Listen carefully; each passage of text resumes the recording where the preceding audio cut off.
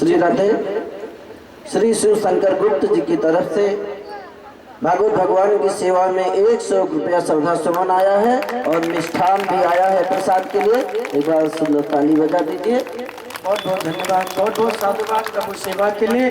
प्रभु कृपा करें आपकी भक्ति ऐसे ही दिन दूनी रात चौगुनी बढ़ती रहे। आप सभी का धन्यवाद। तो आइए प्रसंग में ध्यान दें।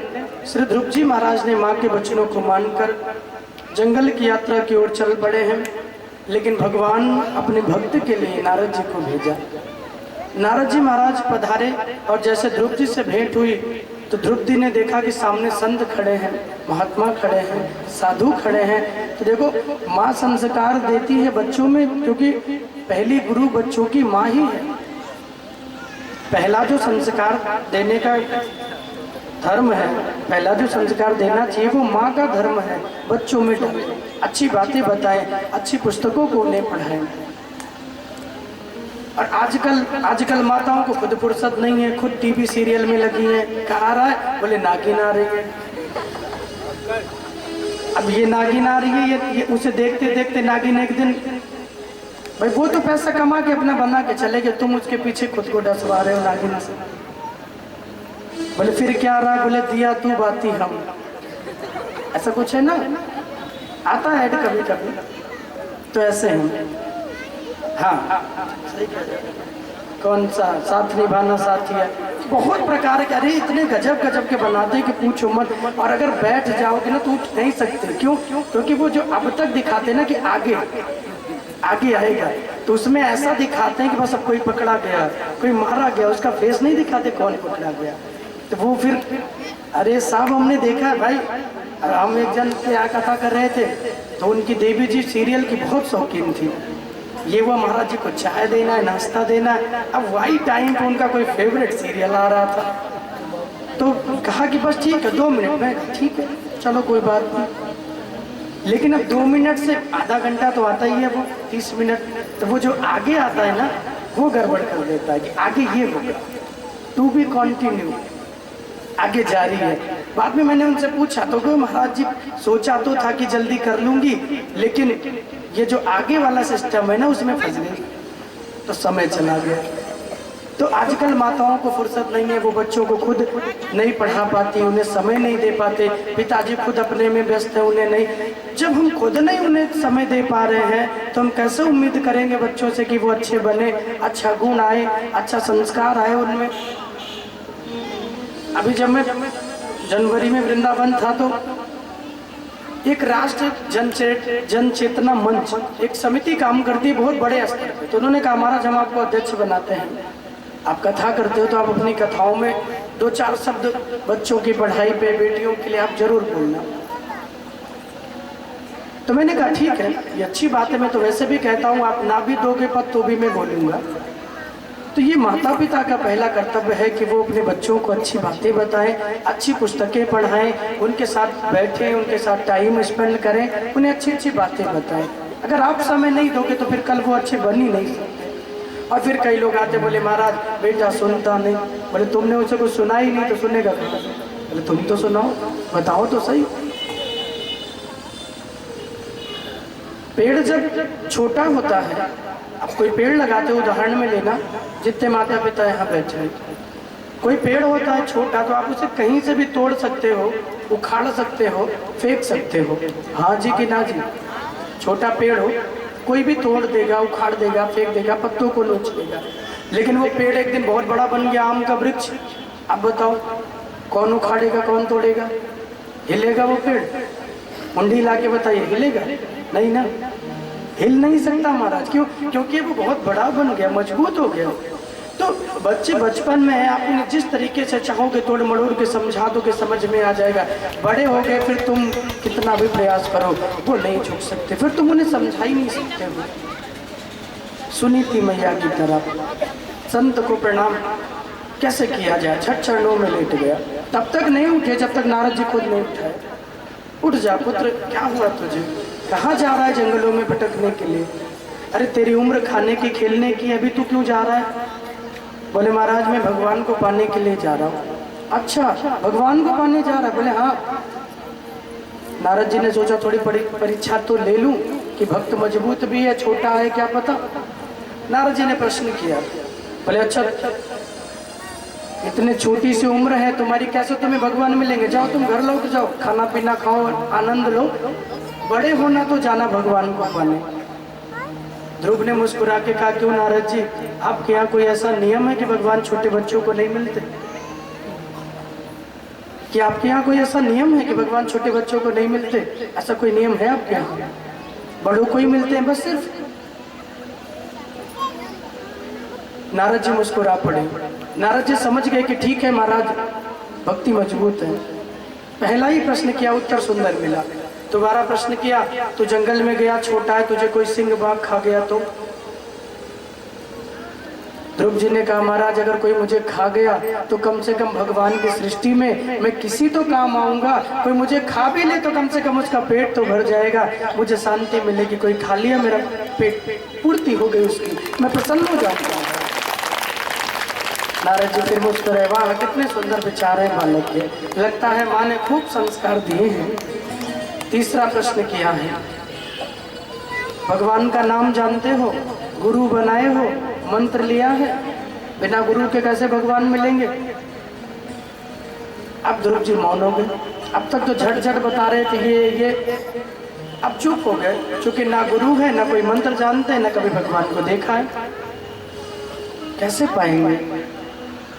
नारद जी से कहा ध्रुव ने, प्रभु मंत्र तो नहीं जानता कोई, गुरु भी कोई नहीं बनाया, मंत्र नहीं जानता, गुरु भी नहीं बनाया। बोले अच्छा, तो बिना गुरु के ज्ञान नहीं, जाओ तुम पहले गुरु बनाओ फिर भगवान मिलेंगे। ध्रुव जी ने कहा, इतना समय किसके पास है? उन्हीं के चरणों में लेट गए। जब आप जैसा गुरु सामने खड़ा हो तो मुझे किसी को गुरु बनाने की आवश्यकता नहीं है, आप ही बन जाओ मेरे गुरु मानो। नारद जी ने कहा, ये ठीक काम किया, हमें यह समझाने, हमें तो गुरु बना लिया। ध्रुव जी ने कहा, महाराज आप जैसा भगवान का भक्त कौन होगा, कौन गुरु? दूसरे को क्यों बनाए, आप ही बनो। बोले ठीक है, उठा लिया, हृदय से लगा लिया। गुरु को ऐसा शिष्य मिले तो गुरु भी गदगद हो जाते हैं महाराज। हृदय से लगाया और कान में मंत्र दिया। बोले पुत्र, ये मंत्र मैं तुझे दे रहा हूँ, इसी मंत्र को जपना और कुछ ही दिनों में तुझे भगवत प्राप्ति होगी। बस विश्वास हृदय में रखना, तुझे भगवत प्राप्ति होगी। श्री ध्रुव जी महाराज ने प्रणाम किया, कान में मंत्र दिया, ओम नमो भगवते वासुदेवाय। क्या मंत्र दिया? ओम नमो भगवते वासुदेवाय। फिर कहिए, ओम नमो भगवते वासुदेवाय। ये 12 अक्षर का मंत्र है। जब भी जीवन में कोई कष्ट मिले, कोई दुख पड़े, कोई संकट आए, कोई राह न दिखे, भागवत कह रही है इसी मंत्र का जप अपने मन में प्रारंभ कर दो, आपका मन शांत होगा और भगवान कृष्ण आपको कोई ना कोई रास्ता दिखाएंगे। 12 अक्षर का मंत्र है, ओम नमो भगवते वासुदेवाय। माला ना हो तो बिना माला के ही जपिए। रोज नित्य 11, 21, 51, 108 बार जितनी बार कह पाइए कहते रहिए। बोले महाराज समय नहीं है। बोले मैं कैसे मान लूँ समय नहीं है? हमारी माताएं बहनें सुबह उठती हैं, घर में झाड़ू लगाती हैं, भोजन बनाती हैं, स्नान करती हैं, ये सब होता है ना व्यवस्था। तो जब भी झाड़ू लगाएं घर में तो बोले उस समय किसी और के बारे में फालतू चर्चा करने से बेहतर है घर की सफाई करते रहिए और मन में हरे कृष्ण हरे राम सीताराम, आपको जो सरल लगे, ओम नमो भगवते वासुदेवाय, आप उसी मंत्र को जपते रहिए। स्नान करने जाइए, कई लोग स्नान करते हुए गंदे गंदे गाने गाते, आप स्नान करिए तो अच्छे अच्छे ठाकुर जी के भजन गाइए। स्नान करते हुए भजन गाइए, देखिए कितना आनंद आपको आएगा। भजन भी होगा, सेवा भी बनेगी, आपका स्नान भी सुंदर होगा। भोजन बना रही हैं माताएं अपने रसोई में, भोजन बनाए, हरि नाम गाते रहें। जो भी समय मिले हरे कृष्ण सीताराम राधे श्याम करते ही रहें। बहाना नहीं कि समय नहीं है, समय बहुत है, आप करो तो सही। देखिए आपका भजन भी होगा, आपकी सेवा भी होगी। सुखदेव जी कहते हैं, राजन ध्रुव जी चले हैं, मधुबन में आए और एक वटवृक्ष के नीचे खड़े हो गए, एक चरण पे खड़े हैं। बालक कितने साल का है? सिर्फ 5 साल का है। कितने बड़े हैं? 5 वर्ष की छोटी सी उम्र है, जहाँ बच्चों को ठीक से बोलना चलना भी नहीं आता। ये एक चरण पे खड़े हो गए। एक चरणों पे खड़े होकर वही मंत्र जो गुरु ने दिया है, ओम नमो भगवते वासुदेवाय, ओम नमो भगवते वासुदेवाय, ओम नमो भगवते वासुदेवाय, इसी मंत्र का जप कर रहे हैं। और इसी मंत्र को जपते रहे 1 महीना बीता। 1 महीना पे कैसे भोजन आहार लेते हैं सुनिए ध्यान से। पहले महीने में 3 दिन के बाद थोड़ा बहुत अल्पाहार लेते हैं। दूसरा महीना आया तो 3 से 6 दिन कर दिया, अब 6 दिन पे कुछ लेने लगे। तीसरा महीना आया तो आहार लेना बंद किया, 9 दिन पे पत्तों को खाना प्रारंभ किया। चौथा महीना आया तो 3 दिन और बढ़ाया, अब 12 दिन के अंतराल पे जल पीने लगे, सिर्फ जल पी के भजन करते हैं। 5वां अंतिम महीना आया तो ध्रुव ने अपने श्वासों को भी रोक लिया, अपनी इंद्रियों को, अपने श्वासों को रोककर एक चरण पे खड़े होकर एक मंत्र, ओम नमो भगवते वासुदेवाय, ओम नमो भगवते वासुदेवाय। भगवान का सिंहासन हिलने लगा, देवताओं का सिंहासन हिलने लगा, त्राहिमाम मच गई, सबकी सांसें अवरुद्ध हो गई, सबकी सांसें रुक गई। और सब देवता कहने लगे, महाराज ये कौन ऐसा भक्त आ गया जो इतनी कठिन आराधना कर रहा है, जल्दी जाइए दर्शन दीजिए, वरना हमें लगता है हमारी सांसें रुक रही हैं, प्रभु जीवन समाप्त हो जाएगा। भागे इंद्र, सबसे पहले इंद्र को चिंता होती है, क्योंकि इंद्र तो कभी कुछ भजन कीर्तन करते नहीं, हमेशा सुरा सुंदरियों में मस्त रहते हैं। तो जब भी कोई विपत्ति आती है तो झट नारायण की शरण में भागते हैं। देवता आए और भगवान से आकर विनय किया, और बड़ा प्यारा श्लोक यहाँ 4th स्कंद में आया है, बहुत सुंदर। कि नैवं विधामो भगवन् प्राणरोधम चराचरस्य किल सत्त्वधाम्नः विदेहि तन्नु विदिनाति मोक्षं प्राप्ता वयं तां शरणं शरण्यं। नैवं विदामो भगवन् प्राणरोधम। आज तक सृष्टि में ऐसा नहीं हुआ कोई इतनी कठिन आराधना करे और प्राण रुक जाए। प्रभु पहली बार लग रहा है, आप जाइए, विधेय तन्नु, लग रहा है देवताओं का प्राण चला जाएगा, कृपा करके जाइए। ये कौन है? तब भगवान बहुत मुस्कुराते हुए कहते हैं, हे देवताओं तुम चिंता मत करो, क्योंकि इंद्र ना तो ये तुम्हारा सिंहासन चाहता है, ना कोई दुनिया की संपत्ति चाहता है, ना कोई सुख चाहता है। तो बोले चाहता क्या है? बोले सिर्फ मेरा दर्शन चाहता है, एक बार मुझे दर्शन हो जाओ, कुछ नहीं चाहिए। क्या बोलना पड़ेगा? जोर से बोलना पड़ेगा। क्या माँ वैष्टिवालम तपसो दुरत्रया निवर्तयिष्ये प्रतियाम स्वधाम यतो हि वह प्राण निरोधयासीद उत्तानपादिरमयि संगतात्मा। उत्तानपाद राजा का पुत्र है, सुनीति मैया का बेटा है, बड़ा भगवत भक्त है, मेरा भक्त है, सिर्फ मेरे दर्शनों का आकांक्षी है और कुछ नहीं चाहता संसार में। तो प्रभु जाइए उसे दर्शन दीजिए। गरुड़ पे सवार होके भगवान चले हैं। लक्ष्मी जी से प्रभु एक बात बहुत सुंदर कहते हैं, हे देवी आज तक दुनिया में जितने भी भक्त हुए हैं मैं उनको दर्शन देने जाता था, जितने भी भक्त दुनिया में आज तक हुए भगवान कहते हैं मैं उन भक्तों को अपना दर्शन देने जाता था, लेकिन ये संसार का पहला भक्त है जिसको मैं दर्शन देने नहीं, जिसका दर्शन मैं लेने जा रहा हूँ। आज मैं उसका दर्शन खुद करूँगा और मैं देखूँगा। कारण बहुत है, कारण ये भी है नियम से भक्ति की है और उम्र बहुत छोटी है। बचपन में भक्ति करो तो भगवान शीघ्र प्रसन्न होते हैं।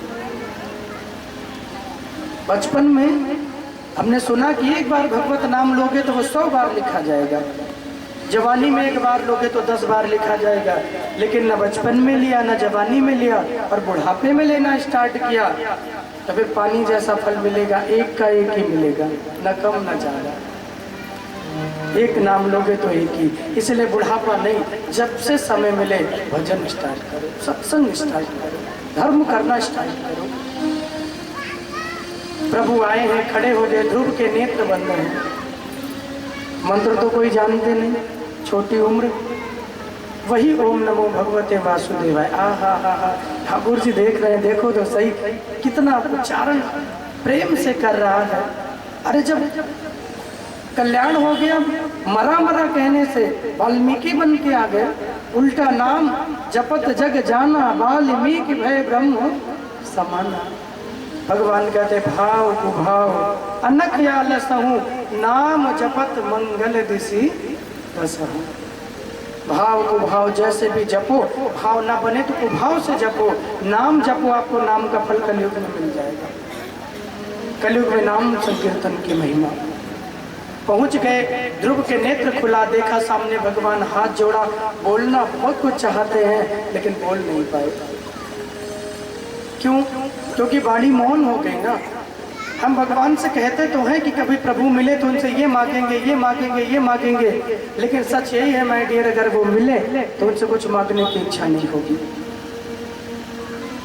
है कोई ऐसा संसार में जिसके सामने भगवान स्वयं खड़े हो जाए और फिर वो किसी वस्तु की कामना करे कि मुझे धन दे दो, मुझे घर दे दो, मुझे गाड़ी दे दो? करेगा ऐसी कोई कामना? फिर तो वो ये कहेगा प्रभु अब जीवन लीला समाप्त कर दो, आपका दर्शन किया, अब मेरे नेत्र और किसी को न देखे, बस आप ही का दर्शन करके मुक्ति मुझे मिल जाए। और किसी का दर्शन नहीं। हमारे निधिवन में आज भी ठाकुर जी की रासलीला होती है, सुनाऊंगा मैं कल भगवान की जब बाल लीला होगी तब। आज भी कृष्ण कन्हैया राधा रानी आते हैं, अनेक प्रमाण वहाँ मिलते हैं, गोपियों के संग रासलीला करते हैं प्रभु। और जो जो भक्त गया है देखने, प्रभु का दर्शन किया और उसने वहीं अपने प्राण छोड़ दिए। आज भी निधिवन के भीतर अनेक समाधियाँ बनी हुई हैं, आप देख सकते हैं। अनेक अनेक साधु संत महात्मा जिन्होंने प्रभु का दर्शन किया, रासलीला को देखा, लेकिन फिर दुनिया देखना नहीं चाहिए, वहीं प्राण छोड़ दिए। कौन इस वीरान दुनिया को देखेगा जो ठाकुर जी की हरियाली दुनिया को देख ले? कोई नहीं देखना चाहिए। ध्रुव बोलना चाहते हैं, स्तुति करना चाहते हैं, लेकिन कैसे करूं? सबरी भी यही कहती है, कहीं विधि स्तुति करो तुम्हारी, किस प्रकार से करूं, मुझे कुछ पता नहीं है।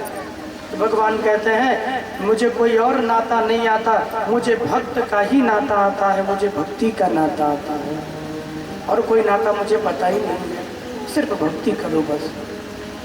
सुखदेव जी कहते हैं कि राजन, ध्रुव जी बोलना नहीं चाहे, नहीं बोल पाए तो भगवान समझ गए, शंख को गालों से छुआया, वेद स्तुति करने लगे। और जो श्लोक बोला है गजब का बोला है ध्रुव जी ने।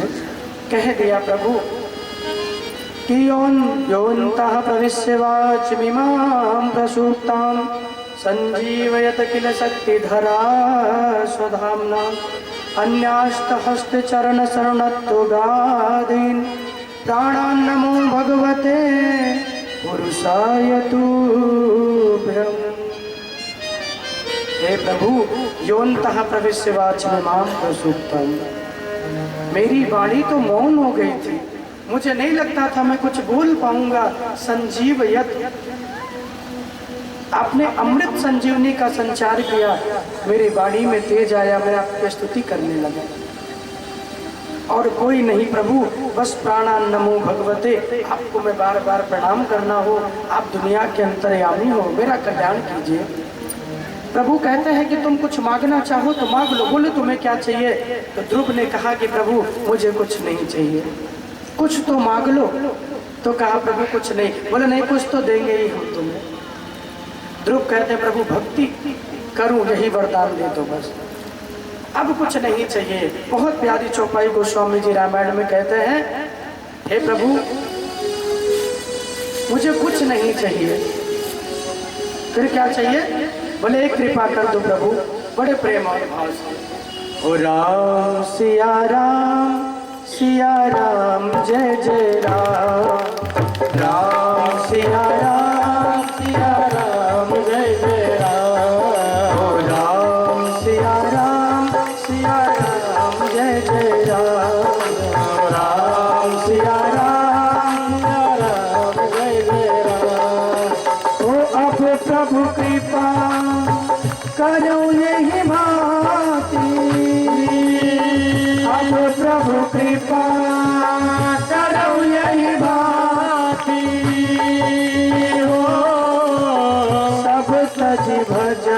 करहूं दिन राति। राम सिया राम जय जय राम। ओ राम सिया राम जय जय राम। ओ राम सिया राम जय जय राम। ओ मंगल भवन अमंगल हारी हो। मंगल भवन अमंगल हारी हो। प्रभु सुदशरथ अगर बिहारी। सुना उठा के सिया राम जय जय राम। राम सिया राम जय जय राम। ओ मंगल भवन अमंगल हारी हो। ओ मंगल भवन अमंगल हारी हो। प्रभु सुदशरथ अगर बिहारी। राम सिया राम जय जय राम। राम सिया राम जय जय राम। ओ राम सिया राम जय जय राम। राम सिया राम जय जय राम।